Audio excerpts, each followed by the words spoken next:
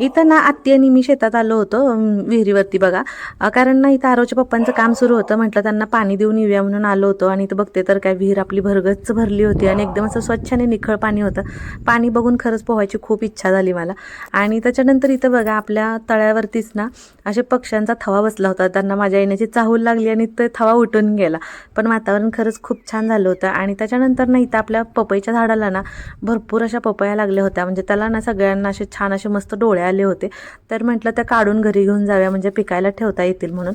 आणि रोहिणी घरीच होती कारण आयुष झोपला होता. त्याच्यामुळे मग आम्ही दोघीच आलो होतो. तर ह्याचा डिटेल ब्लॉग मी अपलोड केलेला आहे. तर खाली दिलेल्या त्रिकोणी आयकॉनवरती जाऊन नक्की पहा. आणि ह्याचा आपला ब्लॉग कसा वाटला ते मला नक्की कमेंट करून सांगा. आणि इथं बघा भरपूर अशा पपया निघाल्या. त्याच्यानंतर आत्यानी मी अशी मस्त अशी छान पपई खाऊन घेतली. तर भेटूया आपण परतच्या ब्लॉगमध्ये. बाय.